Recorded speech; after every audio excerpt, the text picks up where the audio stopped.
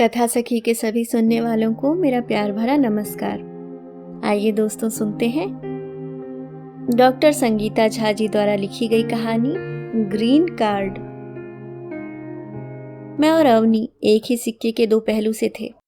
मैं जब उसके जीवन का प्रत्यालोकन करती हूँ तो उसकी उपलब्धियां ये एहसास कराती हैं कि मानो मैंने ही स्वयं सब कुछ जिया है। बचपन से कॉलेज तक मानो हम दो जिस्म एक जान थे। उसके भाई मेरे भाई, उसकी अम्मा मेरी अम्मा, और यही हाल मेरे घर पर भी था। जहाँ मेरे भाई और माँ उस पर जान छिड़कते थे। आज उसका 50वां जन्मदिन है और मैं उसके साथ हूँ। सोचती हूँ मेरी नायिका अवनी कहाँ से चलकर कैसे कैसे विचित्र अनुभव प्राप्त कर यहाँ तक आई है। मेरे सिवाय किसी को उसने इस जटिल रास्ते की भनक भी न पड़ने दी, और जो जानते थे वे अनजान बने हुए हैं। लगता है उसकी भटकन में एक पीड़ा थी, एक प्रेरणा थी। आज इतने बड़े माहौल में ऐसा प्रतीत हो रहा था मानो वो अंतिम विजय शिखर पर हो। मैं ही मूर्ख उसकी जीवन यात्रा का पुनरालोकन कर रही हूँ। इतना जीवन में संघर्ष और साथ में एडजस्टमेंट, और चेहरे पर शिकन तक नहीं।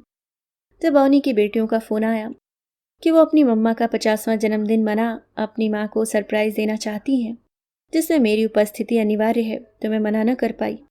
बिना कुछ सोचे समझे निकल पड़ी। हम दोनों ने साथ में स्कूल और कॉलेज में साथ पढ़ाई की। मेरी जाने जिगर अवनी थी ही सबसे अनोखी निराली। कभी तितलियों के पीछे भागती तो कभी भौरों को देख मचलने लगती।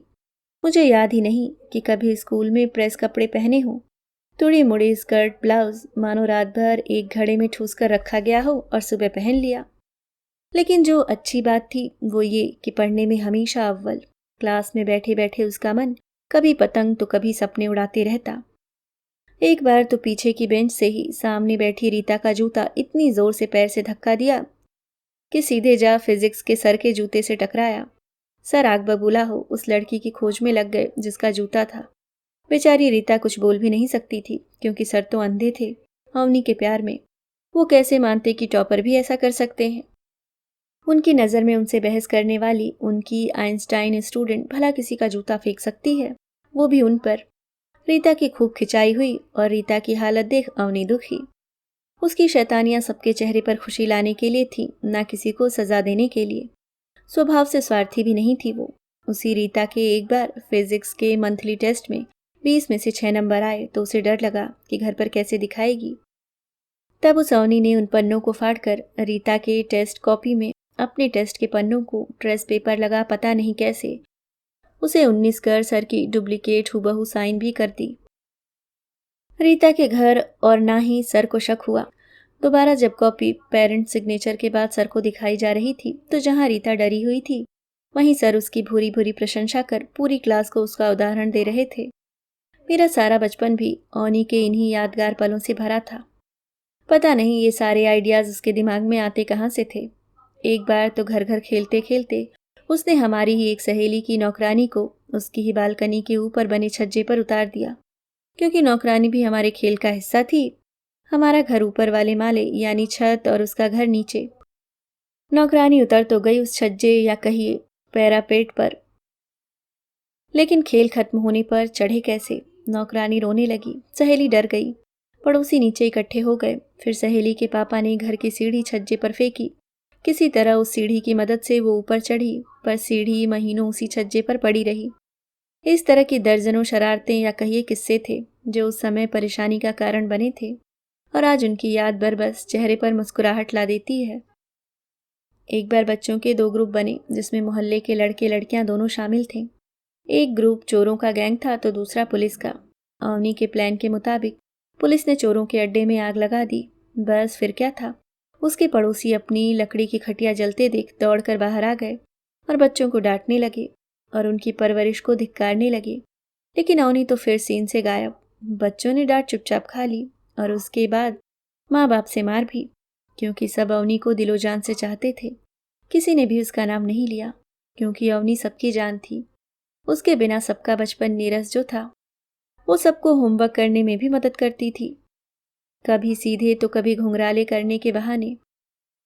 सहेलियों के बाल जलाना तो कभी किसी लड़की को किसी लड़के के नाम से खत लिखना, और फिर ऐसे एक्ट करना मानो किसी चीज की मालूमात ही ना हो। एक बार तो हद ही हो गई। जब किसी पड़ोसी के घर से पके हुए पपीते चुराए, खाए और छिलके किसी दूसरे के घर के आगे फेंक दिए। दोनों पड़ोसी आपस में लड़ते रहे और मैडम अवनी सीन से नदारद। बाद में कभी सच बाहर भी आया तो भी सबको अवनी पर प्यार ही आया कि मासूम है, वो नादान है।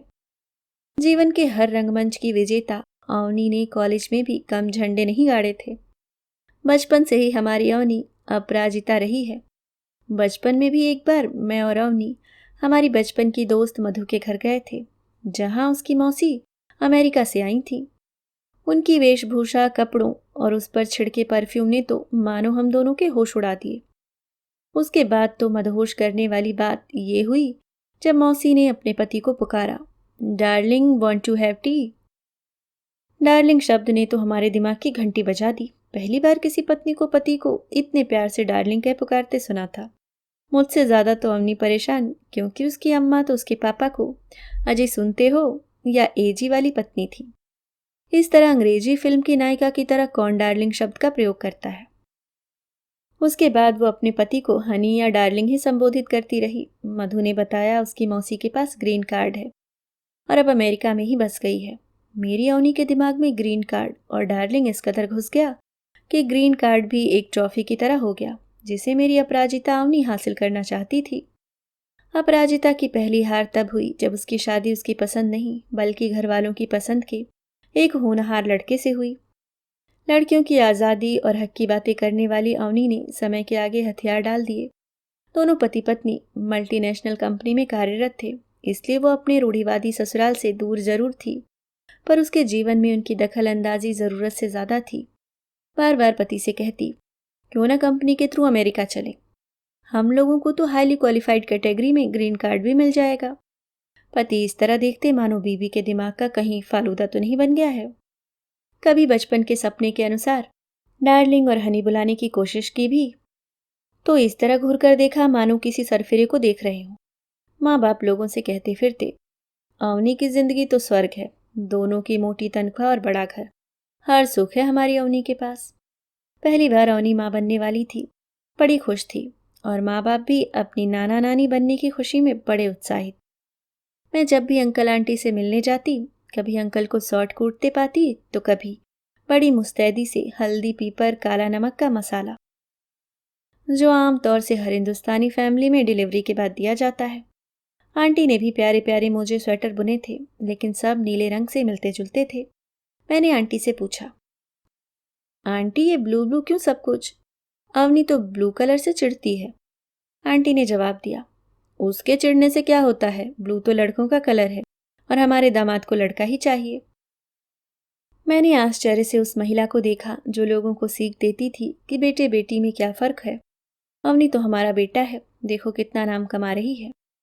मुझे चुप देख धीरे से आंटी ने कहा, नहीं बेटा, उसके ससुराल वालों की सोच हमारी तरह नहीं है ना। उसकी सास ससुर पति सब बेटे की रट लगाए हैं, इसलिए हमें भी लगता है कि बेटा हो जाए तो अच्छा।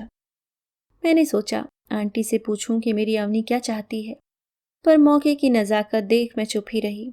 मैंने भी दिल से भगवान से दुआ की कि अवनी की गोद में बेटा ही आए, लेकिन भगवान शायद अवनी की ज़्यादा सुनते थे।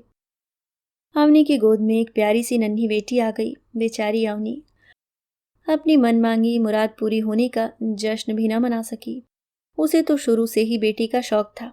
बचपन के खेलों में हमेशा गुड़िया की ही माँ बनती थी। मुझे बाद में पता चला बेटी के पैदा होते उसके ससुराल वाले अस्पताल से ही गायब हो गए थे। सारी देखभाल और खर्चे अंकल आंटी को ही उठाने पड़े थे। बेटी के पैदा होने के बाद पूरी मैटरनिटी लीव अवनी ने अंकल आंटी के साथ ही अपने मायके में गुजारी। बेटी अदिति तो मानो परियों की रानी हो। मैं मिलने गई तो अवनी खुशी दिखी। कॉलेज की एक बड़ी अदाकारा जो थी, मुझे यानी अपनी सुख दुख के साथी को भनक भी न पड़ने दी कि उसे भी कोई दुख है। मैंने मजाक भी किया, क्या हुआ तेरा ग्रीन कार्ड? अवनी, मेरी कल्पनाएं तो अभी भी वैसी ही हैं। एबी माने तब तो। पति अभिषेक को वो अकेले में एबी पुकारती थी, शायद ससुराल वालों के सामने वो एजी ही थी। मैंने कहा, और वो डार्लिंग बोलना? अवनी फीकी मुस्कान के साथ बोली, वो इच्छाएं अगले जन्म के लिए। ग्रीन कार्ड के साथ भी डार्लिंग नहीं बुला पाऊंगी। बाप रे, कहीं एबी को झटके ना आ जाए। हम कई बार मिले, लेकिन उसने अपने दिल का पन्ना बंद ही रखा। मैं भी अपनी जिंदगी में उलझती गई। बाद में पता चला अवनी 2 बेटियों की माँ बन गई। अचानक एक दिन आंटी मार्केट में मिली और बताया अवनी अमेरिका शिफ्ट हो गई है और थोड़े दिनों में उसका ग्रीन कार्ड भी आ जाएगा।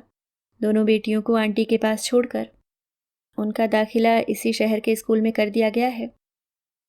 मन ही मन में बड़ी खुश हुई कि अब डार्लिंग बोलने की ख्वाहिश भी पूरी हो जाएगी, पर फिर लगा बेटियों को क्यों यहाँ छोड़ गई।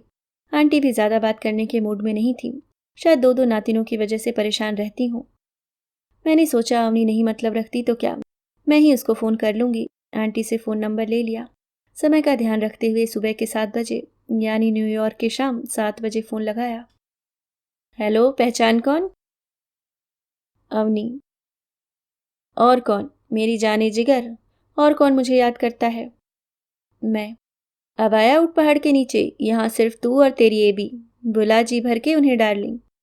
अवनी। मेरी छोड़ अपनी सुना, माँ के पास जा बेटियों से मिल आना प्लीज। अवनी जोर जोर फोन पर ही रोने लगी। पीछे से एबी ने आवाज लगाई, कौन है फोन पर, किसके सामने रो रही हो? अवनी ने कहा, मेरी दोस्त रमा। उसके बाद फोन डिस्कनेक्ट हो गया या उसने कर दिया समझ नहीं आया।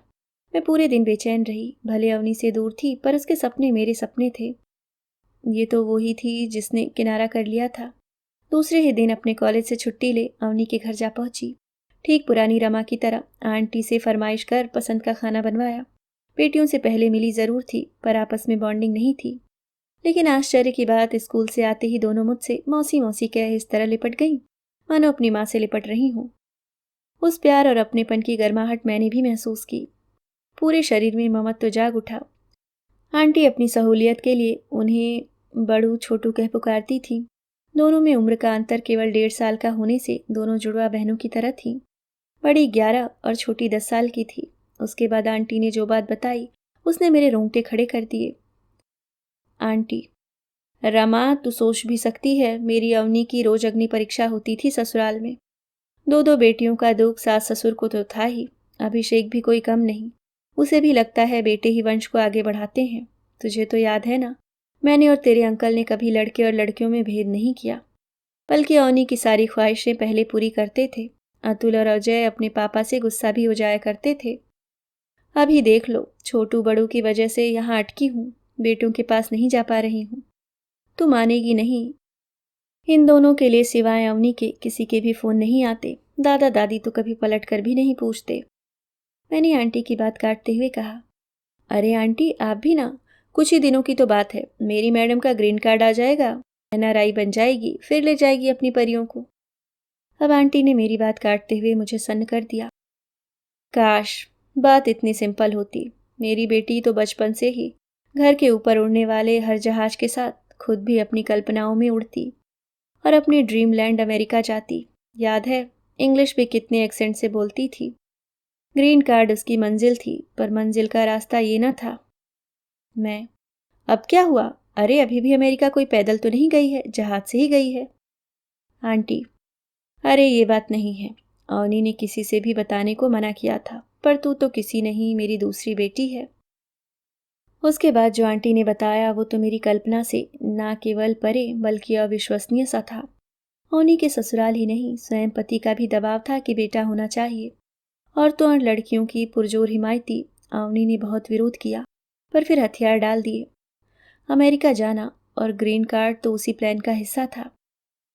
कंपनी के फेवरेट और इम्पोर्टेंट एम्प्लॉय के लिए कंपनी ने ही सुपर फास्ट ट्रैक से ग्रीन कार्ड का बंदोबस्त कर दिया था। अमेरिका में प्रेग्नेंट महिलाओं को पेट में पल रहे बच्चे का सेक्स बतला देते हैं। ये ग्रीन कार्ड अवनी के लिए पूतों वाली का खिताब लेने के लिए था। इसके बाद जब आंटी से मुलाकात हुई तो उनके घर में सब बहुत खुश थे, क्योंकि अवनी फिर माँ बनने वाली थी, और वो भी बेटे की। आंटी ब्लू कलर के स्वेटर, मोजे और टोपे बुन रही थीं। दोनों बेटियों ने मुझे बताया कि उनका भाई आने वाला है और भाई के साथ उनकी मम्मी भी इंडिया आ जाएंगी। मुझे पता नहीं क्यों लगा जैसे मैं ही अपनी जिंदगी की जंग हार गई हूँ। एक अवनी जैसी मजबूत औरत की हार हर उस औरत की हार थी जो खुद को अपराजिता कहलाना पसंद करती थी। उसके बाद अवनी से तब मुलाकात हुई जब वो अपने बेटे को लेकर अमेरिका से आई थी। मायके में खुशी का जश्न, जिसमें ससुराल वाले, अड़ोसी पड़ोसी और मैं शामिल थे। दोनों बेटियां भी बड़ी खुश थीं और भाई के आगे पीछे घूम रही थीं। सास बार बार कभी बहू तो कभी पोते की पलैयां ले रही थी। आंटी अंकल के चेहरे पर एक राहत की ठंडक थी कि अब उन्हें बेटियों की जिम्मेदारी से छुटकारा मिल जाएगा। अगर मैं अवनी को ताने देती तो लगता कि जैसे मुझे उसकी खुशियों से परहेज है। आज 50वें जन्मदिन पर लोग अवनी दी लेडी की तारीफों के कशीदे पढ़ रहे थे कि कभी हार नहीं मानी, कभी मैदान नहीं छोड़ा, जो चाहा उसे पाने के लिए एड़ी चोटी का जोर लगा दिया। पति तो अपने भाग्य की सराहना कर रहे थे कि उन्हें अवनी जैसी जीवन साथी मिली। उस पूरी भीड़ में मैं ही अकेली मूर्ख थी जिसकी जुबान कुछ भी कहने से हिचक रही थी। अभी आप सुन रहे थे डॉक्टर संगीता झा जी द्वारा लिखी गई कहानी ग्रीन कार्ड। दोस्तों, अगर आप चैनल पे नए हैं तो सब्सक्राइब करना ना भूलें। मिलते हैं किसी और नई कहानी के साथ। तब तक के लिए मुस्कुराते रहिए। धन्यवाद।